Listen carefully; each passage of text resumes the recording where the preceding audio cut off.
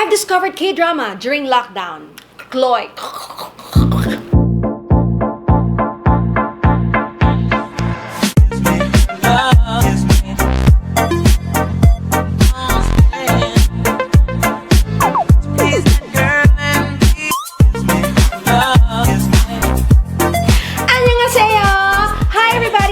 Charlotte, your sweetly recovering shopaholic in today's Korean Ukay Haul. I've discovered K-drama during lockdown. Crash Landing on You was the first one, and there's no stopping me ever since. The haul that I'm about to show you and model for you are either labeled Made in Korea or purchased from online ukay-ukay or actual ukay-ukays that I know carry Korean ukay-ukay stuff. Being an ukay-ukay connoisseur, I already know just by entering into a shop. This ukay-ukay takes items from Korea. Wow. I see some Japanese. Wow. I see some China. Wow.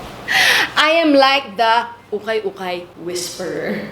I love Korean fashion. Yes, sometimes it can be a little bit extreme for my taste. A little bit too baby girl. But I also love that side of Korean fashion that is super flirty, feminine, yet modern. Sometimes unpredictable kind of details and sometimes multi-purpose kind of details. I know you know what I mean and you're excited to see, so let's just get straight into it. Let's start you off with this white velvet with texture and see-through detail at the neckline. This I purchased from Los Angeles, Pampanga, ukay-ukay for 160 pesos. Imagine, this would have been already okay. But they added a sheer number to make it even more interesting. It is cinched at the wrist, so that's another detail, as well as the layers. This is such a dramatic top. I would love to play it down by using, let's say, mom jeans or denim skirt. So there you go, our first item. Now, speaking of details, this next top is from an online Instagram ukay-ukay shop called Clothes Lovely. There's an interesting one shoulder thing happening here, but not on the other. That's what I mean. It's so surprising and unpredictable. Just when you think it's just your usual polo shirt, bam! It's a little weird, just like me. Moving on, so this top I purchased for 160 pesos in Los Angeles, Pampanga. Ukay-ukay again. I know that ukay-ukay in Angeles is really such a winner. I wish I was there every single new arrivals drop. The winning part about this top is the corduroy. Corduroy is so vintage. And then it's like puff sleeves, Chinese collar. It has a ribbon at the back. There's so many things going on in this top, just like inside my head. So we really are twinning. Mwah! Saranghe. The next one is a dress from an Instagram online shop called Clothes Lovely. And this is a gorgeous puff sleeve, light blue A-line dress with lace detail at the top that does not fit me. Oh, no. Unfortunately, alongside binge-watching Netflix drama is binge-eating junk food. So I did not fit inside this one, so comment down below if you want to purchase this for a good cause. Moving on to the next dress. And this next dress, talk about Lolita. Hello! Her name's Lolita. She was a good girl. Yeah, remix! Pink, with like a Peter Pan collar, with trimmings, with pom-poms, and it's a mini dress with ruffles. This is super baby girl vibes and vintage vibes as well. The aesthetic of this dress is a Lolita and Lola at the same time. Loli Lola. Coined it. Trademark. Like I was describing to you, Korean fashion takes inspiration. Even the makeup style, they like to look as if they're babies who just cried. Like literally like pink eyeshadow underneath the eyes. So it also reflects on their fashion. I am twinning with this. I can be immature at times. Mr. F will be the first one to comment down below. And here's what I'm talking about by extremes. From Lolita Lola, Loli Lola, we are going to Her Name Was Lola and She Was a Showgirl. Her name was Lola. And it's also my top. You see, it's very Copacabana. She was a showgirl. This is made in Korea. And this is from an Instagram online shop. This is culottes. These are actual skirts. And then it is attached. And then it has a peekaboo bow tie detail at the bottom. It has another detail here at the sleeve. The buttons are so cute, but it's difficult. It keeps popping out and making it really like a showgirl. I love an outfit like this where it appears to be casual but with a lot of because it's like there you go. Moving on to another extreme. How gorgeous is this dress? This was 20 pesos in my neighborhood Ukay Ukay. That Ukay Ukay is in the palengke. Nobody in the palengke is gonna want this. Except obviously me. This is see-through. We are definitely gonna wear something inside it. It's lace. It has trimming. It has velvet ribbons. It has chiffon collar. I'm gonna wear this on a date with Captain Ree. Moving on from that dreamy date dress to this. Excuse me, you're probably thinking, okay, plain white shirt dress, but no, bam! This is a removable part.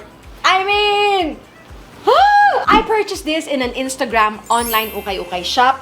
And I just couldn't believe it. When you open it up, you can see in the inside that there are buttons to remove this part. So it means it's going to be long front and short back. Looks like a jacket style.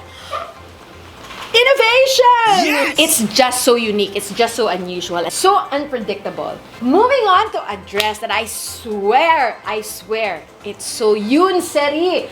Yoon Seri is that shoe. Oh my gosh, this is one of my actual favorites in the haul. They love like layering turtleneck with a spaghetti strap. They made it so that you don't need to layer anymore. It looks like you're the clever one, but in fact, they're thinking it for you.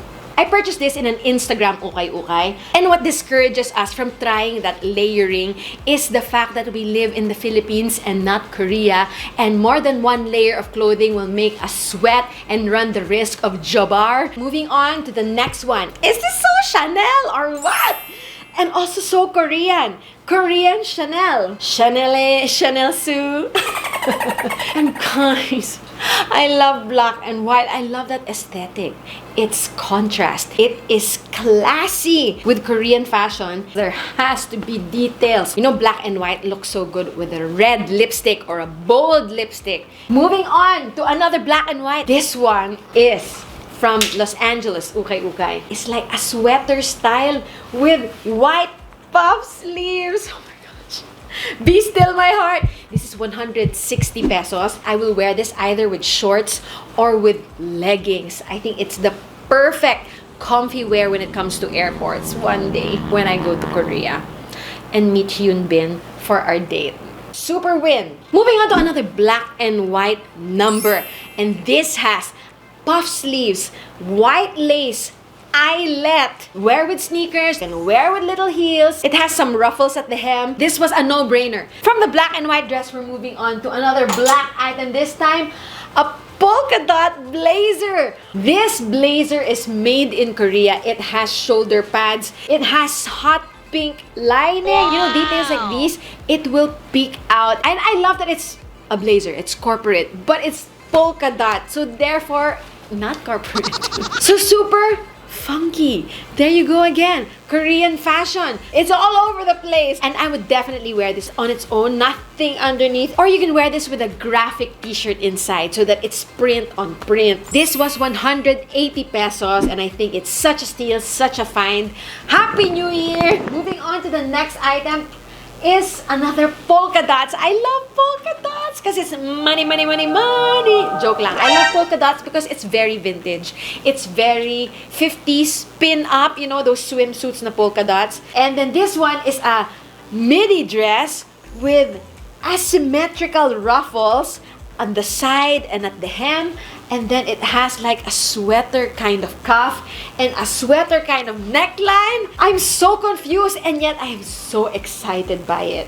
I bought this in my neighboring Ukay Ukay for 150 pesos. Very heart evangelista. Ooh! The brand is Mumu Style. Give it to you, man. Mumu, Mumu, Mumu, Mumu. Momoland pala yun. Hindi pala Mumuland. Barok. For the final item, it is... Jada! This one. this is made in Korea, and I got this from an online Instagram Ukay Ukay shop. Whatever I list down in the description box below is an Instagram shop for you to check out because they have nice items. So it's a white off-shouldered, very feminine, flirty summer top. I love white. I love ruffles, flirty, feminine. And then it also has some trim here at the bottom. I can even put a belt in here. I think it's gonna be overkill, but sometimes I am that way. Overkill, roadkill, bare, but covered the arms where the lockdown weight is. Love it! And there you go, everybody. That was my Korean Ukay Ukay haul. I hope you enjoyed my choices. I hope it inspires you to go on your own Ukay Ukay journey and help save this planet by recycling these clothes and by giving them a new home and by enjoying the thrill that comes along with it. Yes, it's uncomfortable digging in like racks of clothes with no space in between, but it's very much worth it, as you can see. And don't forget to support the Instagram Ukay Ukays as well. We all need to support the small businesses nowadays. And let me know your favorite K-dramas down below. Yes, I'm searching for recommendations. Thank you, everybody, for watching. Don't forget to subscribe, like, comment, especially comment. That's my favorite part. Bye, everybody, and I'll see you on my next video. Stay safe and sane. Bye! Annyeong! 감사합니다! So there you go, our online Ukay Ukay shop cold. Unfortunately, I purchased this in a bacha. You can see my boxers.